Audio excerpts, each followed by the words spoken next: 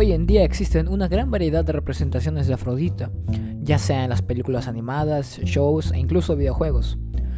Y usualmente se le describe como representativa de su cualidad más conocida, ser diosa del sexo. Que como la naturaleza del amor irresistible, Afrodita se muestra como alguien impulsiva en la mayoría de las obras. ¿Pero fue Afrodita siempre así? Eso es lo que trataremos de averiguar en este video. Veremos los mitos de origen, su llegada a Grecia y su evolución con el tiempo. Así que, para iniciar, primero tenemos que resolver una duda. ¿Cuáles son los orígenes que conocemos de Afrodita?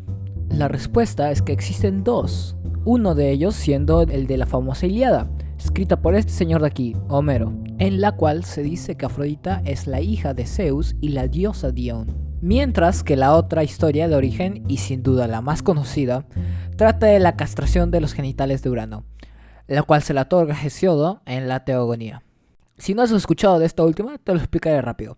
Hace mucho tiempo habían dos dioses, Gaia y Urano, y ellos tuvieron varios hijos, pero algunos les salieron monstruosos, y a Urano les pareció una deshonra, entonces los encerró en las profundidades de la tierra, lo cual le dolía a Gaia literalmente, porque era la literal tierra, y entonces mandó a su hijo, Cronos, a que castrara a su padre como castigo, lo cual sí hizo, y terminó en los genitales de Urano siendo arrojados al mar, cerca de la isla de Citera. Y fue entonces que de la espuma blanca que apareció en el mar, nació Afrodita. Dato curioso que aprendí mientras investigaba para el video: recientemente académicos han comenzado a teorizar que por como Hesíodo se refiere a la espuma como viniendo de los genitales, puede que haya sido una metáfora para el semen de Urano. Y bueno, luego de eso, Afrodita sería arrastrada hasta la orilla de Chipre y ahí termina la historia. Pero ¿cuál de estas es correcta? Bueno, la verdad, ambos. Verán, cada autor tiene su propio propósito con la historia que escribieron. Homero lo hace porque en realidad no le importa, pues él está más enfocado en la guerra de Troya. Sin embargo, Hesíodo sí le interesa al explicar los orígenes, y es por eso que le da uno más simbólico y elaborado a Afrodita, el cual recientes académicos han comenzado a teorizar que el nombre para Afrodita se formó antes que la historia de Hesíodo, el nombre significando nacida de la espuma, y fue Hesíodo quien le quiso buscar un significado mitológico. Así que no es tan descabellado pensar que, recolectando los distintos relatos orales que existían para poder hacer la teogonía, eligió la que le daba una mejor explicación a este nombre y la plasmó en su obra. De esto surgen dos dudas. Si Hesíodo no escribió la historia de origen, ¿de dónde surgió? Y también, al ser un mito, la historia debe estar basada en parte en algo real, ¿verdad? Y sí que lo está, pero para eso tenemos que hablar de...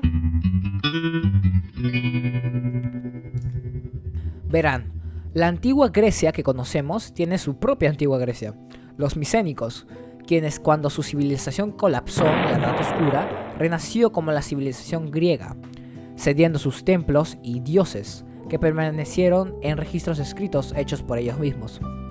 El problema es de que en ellos no podemos encontrar ninguna referencia a Afrodita, lo cual nos indica que ella no fue una diosa micénica, pero para que se hable de ella en la Ilíada, historia que toma lugar en la Edad Micénica, como mínimo tuvo que haberse vuelto relevante durante la Edad Oscura, para así ser incluida como parte fundamental de los relatos con los que Homero escribiría la Ilíada. Es entonces que tenemos que hablar de Astarte, una diosa fenicia del sexo, fertilidad, el planeta Venus y guerra. Recuerden este dato porque será importante luego. Su culto se movió por las rutas comerciales fenicias y en los años 1400 a.C. habrían establecido una base fenicia en Citera, que si recuerdan bien, Hesíodo dice que fue el lugar donde nació Afrodita. Y también considerando que en la Edad Oscura los fenicios traen su abecedario a Grecia, es probable que también hayan traído a Astarte con ellos. Y al llegar en los inicios de la Edad Oscura, le daría suficiente tiempo para evolucionar en lo que sería la Afrodita de la Ilíada. Por eso podemos teorizar que la llegada del culto de Astarte, inicio de Afrodita, fue un evento real que terminó siendo plasmado en la historia de origen que le dio Hesíodo. Pero Astarte no es la única que influenció la formación de Afrodita y sus mitos.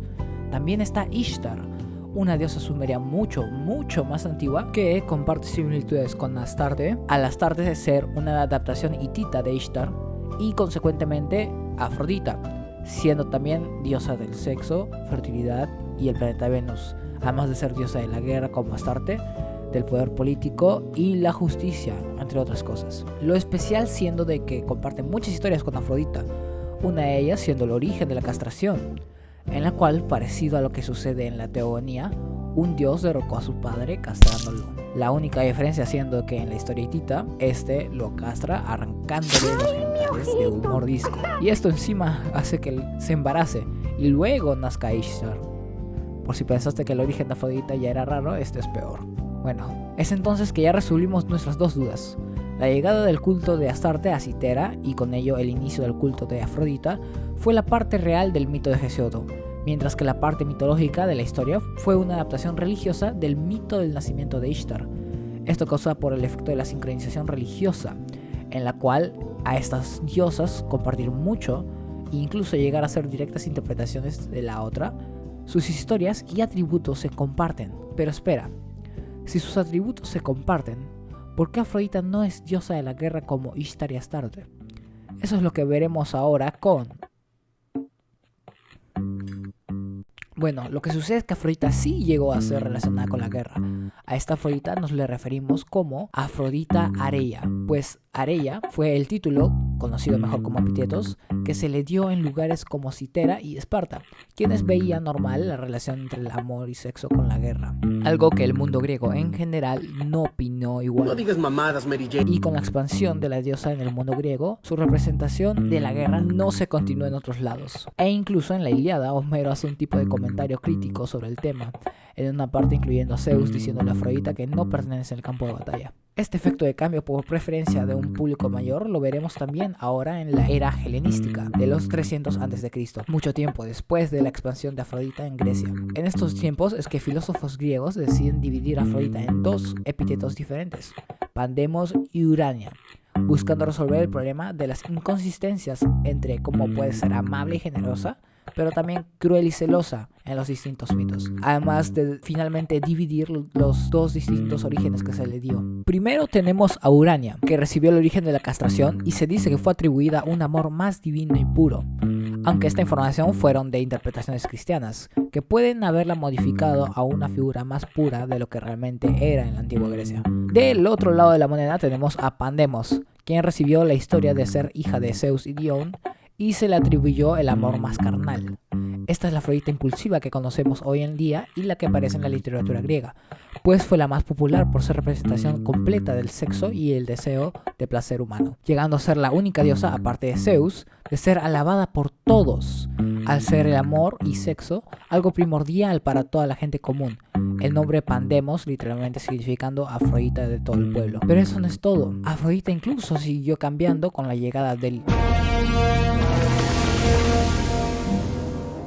Con la llegada del Imperio Romano y su adaptación del panteón griego, es por el mito con su hijo Eneas que a Afrodita se le comienza a conocer como Venus Genetrix en Roma, apodada como la madre de Roma misma, al su hijo ser uno de los primeros en llegar a Roma, antes que Roma siquiera fuera un lugar. Y con Julius Caesar, incluso creyéndose descendiente de Eneas, más iconografía se comienza a hacer de Venus Genetrix como esta figura maternal y política, lo cual, como pasó antes con Astarte e Ishtar, la sincronización religiosa hizo efecto y estas características se le comienzan a añadir a la Afrodita griega, lo cual llevó a la creación de nuevos relatos que muestran a Afrodita desarrollando su maternidad. Es entonces que llegamos a las... Afrodita es la perfecta representación del efecto de sincronización religiosa.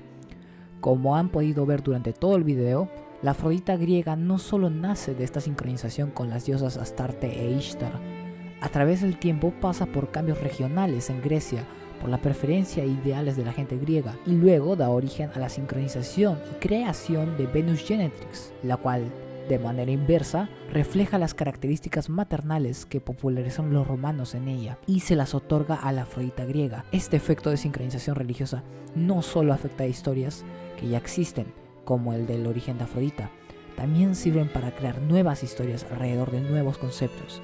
Y es así que llegamos a tener la Afrodita impulsiva que algunos odian y otros adoran.